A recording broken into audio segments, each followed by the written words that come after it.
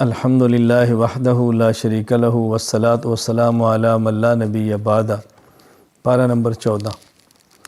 اللہ تعالیٰ نے اس میں حضرت آدم علیہ السلام کا قصہ بیان فرمایا، ابلیس لعین کا قصہ بیان فرمایا۔ اللہ تعالیٰ نے آدم علیہ السلام کو دست قدرت سے پیدا فرمایا، روح کو ڈالا، ابلیس کو حکم دیا کہ سجدہ کر، ابلیس نے سجدے سے انکار کیا اور وجہ بیان کی کہ مجھے آپ نے آگ سے بنایا، آدم کو مٹی سے بنایا، آگ تو افضل ہوتی ہے۔ اللہ تعالیٰ نے اس کو رد فرما دیا، دفع ہو جا، نکل جا یہاں سے، تو قیامت تک کے لیے مردود ہے، نکال دیا۔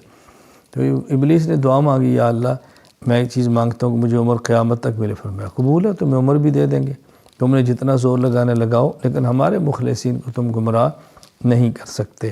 پھر اللہ تعالیٰ نے اس میں قوم سمود کا ذکر فرمایا، جنہیں اصحاب حجر بھی کہتے ہیں۔ اللہ تعالیٰ نے یہاں مختصر سا اس واقعے کا ذکر کیا، قوم سمود کا تفصیل کے ساتھ نہیں بیان فرمایا، اور مقامات پر بھی اس کا اللہ کریم نے ذکر فرمایا ہے۔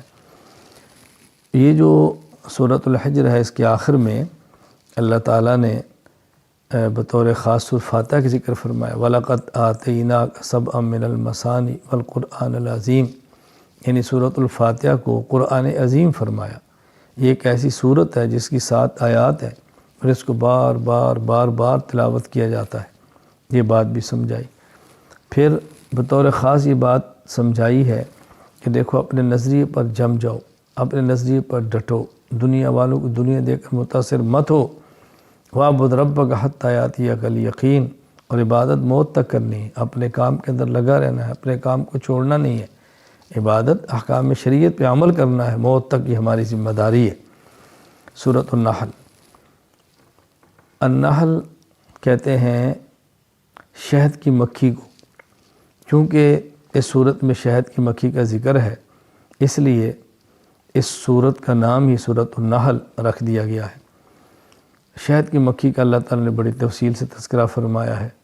اس سے عبرتیں ہیں، نصیحتیں حاصل ہوتی ہیں، جس کا ہمیں بہت زیادہ خیال کرنا چاہیے۔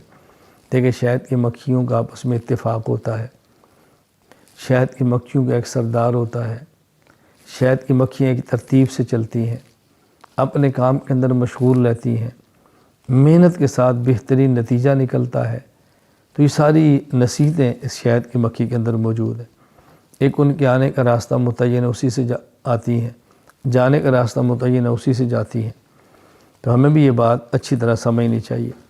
پھر شہد کے بارے میں بطور خاص کہ یہ شفا ہے امراض کے لیے، یہ ذہن نشین فرما لیں، شفا ضرور ہے، لیکن یہ پوچھ لینا چاہیے کسی ماہر سے کہ شہد کو کب استعمال کرنا ہے، کس چیز کے ساتھ کرنا ہے، تو پھر اس کا پورا فائدہ ہوتا ہے۔ بغیر پوچھے از خود استعمال کرنے سے نقصان کا اندیشہ بھی ہوتا ہے کہ بندہ سمجھتے نہیں میں نے اس کو استعمال کیسے کرنا ہے۔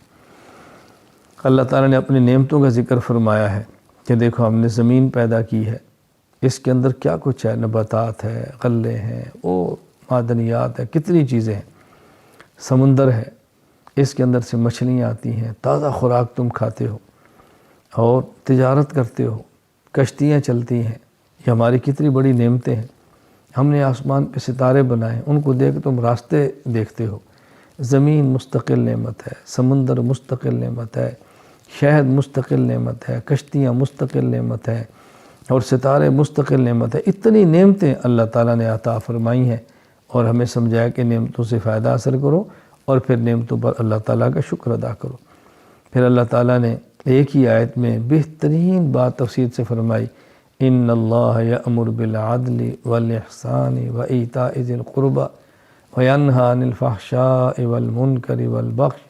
اللہ تعالیٰ نے سمجھایا عدل کرو، انصاف کرو، احسان سے کام لو، رشتہ داری کا خیال کرو، فحش، منکر، بے حیائی، ان سے بچو، بغاوت سے بچو، اللہ کے باغی مت بنو، اللہ کے رسول کے باغی مت بنو، شیطانی کاموں سے بچو۔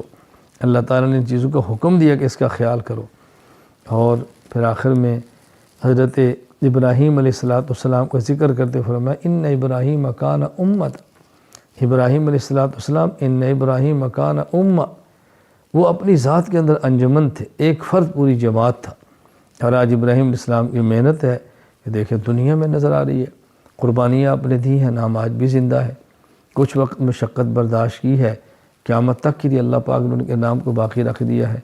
تو ہمیں حکم دیا ہے ان ابراہیم کان امہ قانتا للہ حنیفا، عبادت کرتے تھے، باطل سے لگتے، مشرک نہیں تھے۔ پھر ہمیں حکم دیا گیا تم ابراہیم علیہ السلام کی ملت کی اتباع بھی کرو، یعنی اصول میں آپ ان کے ساتھ رہو۔ اور آخر میں تلقین کی گئی ہے فاصبر، صبر کرو، ڈٹے رہو، جمے رہو، اور تمہارا سینہ تنگ نہیں ہونا چاہیے لوگوں کی باتوں سے۔ صبر کبھی گناہ سے بچنے پر ہوتا ہے، صبر کبھی نیک کام کرنے پر ہوتا ہے، صبر کبھی بیماری پر ہوتا ہے۔ تو یوں سمجھو کہ 3 قسمیں ہیں صبر کی، بیماری آ جائے صبر کرو، برداشت کرو، تکلیف آ جائے صبر کرو، برداشت کرو، نیک عمل کرنا ہو مشقت آئے صبر کرو، برداشت کرو، گناہ کا تقاضا اٹھے صبر کرو، برداشت کرو، گناہ نہیں کرنا۔ یہ ساری قسمیں صبر کے اس کے اندر شامل ہے۔ اللہ تعالی ہمیں بھی گناہوں سے محفوظ رکھے، شریعت پر عمل کی توفیق عطا فرمائے، آفات اور مصائب سے محفوظ فرمائے۔ کبھی آ جائیں تو اللہ تعالی صبر کی توفیق عطا فرما دے۔ وآخر دعوانا ان الحمد للہ رب العالمین۔